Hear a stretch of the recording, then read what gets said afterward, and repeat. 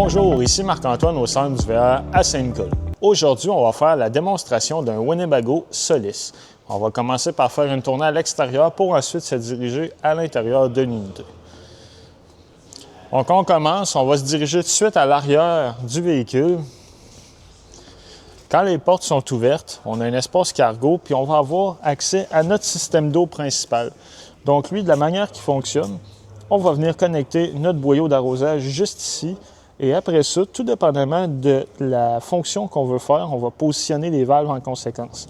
Donc si on veut se mettre sur le dry camping, c'est-à-dire qu'on n'a pas accès à l'eau, on veut fonctionner avec l'eau de notre réservoir d'eau fraîche, on va mettre les valves dans cette position. Si on veut remplir notre réservoir d'eau fraîche, on va les mettre dans cette position-ci. Lorsqu'on veut se mettre en city water, donc on a accès à l'eau courante de la ville ou du camping, on est connecté là, on va mettre les valves dans cette position pour avoir la pression à l'intérieur. Ensuite, lorsqu'on veut hiverniser le véhicule, on va laisser les valves dans cette position et il y a la possibilité de faire un siphon via la pompe. On a une douchette à l'extérieur avec l'eau chaude et l'eau froide. Puis ici, c'est une prise pour connecter un panneau solaire portatif. Très important, si on met un panneau solaire, il doit avoir un régulateur de courant intégré. Pour la partie sous le capot, on a l'emplacement pour remplir notre lave-vitre, la baguette pour vérifier le niveau d'huile moteur, notre niveau d'huile à servo-direction ainsi que celui de freinage. Lorsqu'on veut survolter le véhicule, la batterie du moteur se trouve sous le siège conducteur. Donc pour faciliter la tâche, on vient simplement mettre notre pince au grain noir et la pince rouge juste ici qui est bien identifiée. On relève le plastique et on va avoir accès à la languette positive. Maintenant, à l'intérieur du motorisé, lorsqu'on rentre du côté gauche, on va avoir notre coupe-circuit principal. Lui, ce qu'il va faire, c'est qu'il va couper le courant complètement 12 volts pour alimenter la maison. Donc, lorsqu'on utilise la motorisée, on le met à on. Et lorsqu'on veut couper le courant complètement sur celui-ci, on va le mettre à off. Ça va éteindre toutes les lumières ainsi que les réfrigérateurs et les dispositifs électroniques. Lorsqu'on va s'en servir, on le met à on. On a des prises 12 volts. Interrupteur, un qui est pour l'éclairage à l'intérieur et l'autre va être pour l'éclairage de porche qui se trouve à l'extérieur. Ici, c'est notre réfrigérateur qui fonctionne sur le 12 volts. Puis on a une petite partie congélateur qui se trouve en haut. Très important de ne pas oublier de le barrer lorsqu'on s'en sert. Dans la cuisine, on a la cuisinière qui fonctionne au propane. Donc, lorsqu'on veut s'en servir, très important, on doit avoir ouvert la valve de gaz à l'extérieur. Il y a un petit sélecteur. Et il y en a une seconde ici, LP, qu'on trouve au mur.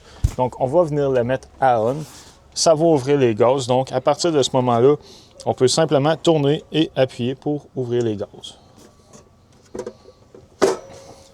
Ici, c'est l'évier avec l'eau chaude et l'eau froide. On a des cabinets de rangement tout au haut. Des prises de courant 12 volts ainsi que 120 volts qui vont fonctionner en plus. Le système qu'on voit ici, Eco Hot, en fait, ce que ça va nous permettre de faire, c'est que lorsqu'on le met en préheat, avant de, exemple, faire la vaisselle ou quoi que ce soit, lui, il va déjà faire circuler pour avoir de l'eau chaude déjà prête à l'utilisation. Ça va éviter de gaspiller de l'eau le temps que l'eau parte de notre système de chauffage à venir à l'évier. Lorsqu'on veut s'en servir en situation normale, on peut le laisser à normal. Ce qu'on voit ici, c'est notre indicateur de niveau de réservoir d'eau fraîche. Donc, on a l'interrupteur juste en haut pour la lumière, puis on va voir la bulle où elle se situe. On a un accès à la pompe qui se trouve ici, juste ici à l'intérieur. Donc, lorsqu'on retire le faux plancher, la pompe à eau se trouve juste au bas ici. Ça va permettre de faire certaines vérifications. De l'autre côté, on a notre panneau débreakeur principal.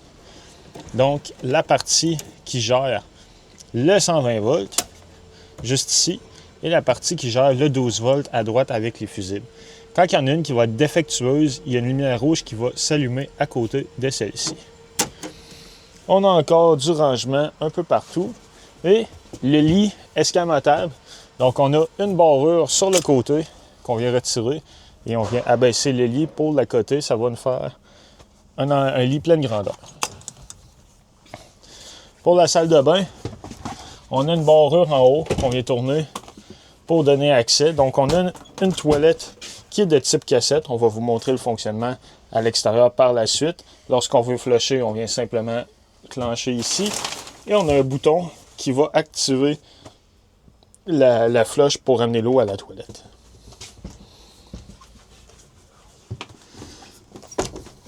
Maintenant, notre panneau de contrôle principal, on a un interrupteur pour les tank heaters. Dans le fond, c'est sous le réservoir d'eau grise.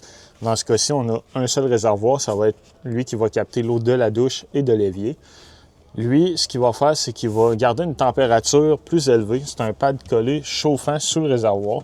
Donc, si on fait du camping et que la température extérieure tombe sous zéro, on ne veut pas que l'eau dans nos réservoirs gèle. Donc, on va venir simplement activer les tank heaters. Ce qu'on voit ici, c'est le contrôleur pour les panneaux solaires qui sont sur le toit. Donc, lui va simplement afficher le voltage de nos batteries ainsi que l'ampérage auquel les panneaux solaires chargent la batterie. Notre interrupteur, comme on a vu un peu plus tôt, pour activer le propane. Un peu plus haut, c'est notre panneau de contrôle. Donc, on peut voir notre niveau de propane LPG, le niveau de la batterie et le niveau du réservoir d'eau grise. On a aussi l'interrupteur pour activer la pompe à eau qui se trouve juste là et la génératrice. La génératrice, lorsqu'on veut la décoller, on va maintenir le bouton stop quelques secondes.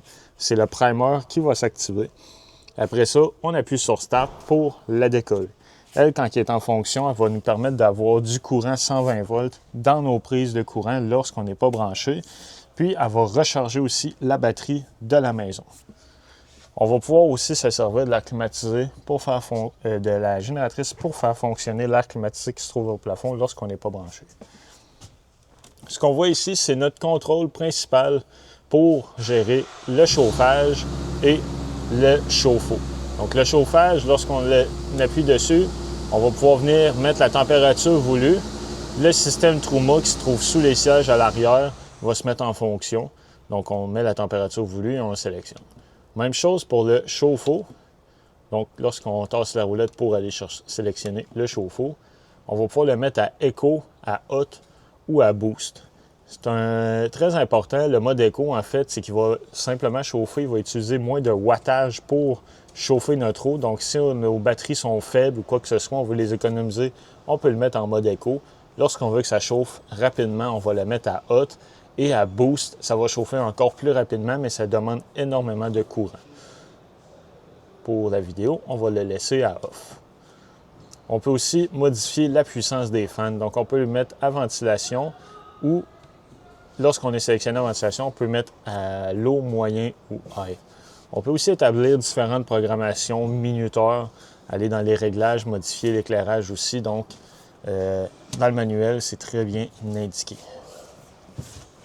Sous les sièges à l'arrière, on peut les relever. On a un compartiment de rangement, mais on peut retirer celui-ci, puis ça va donner accès à notre système Truma.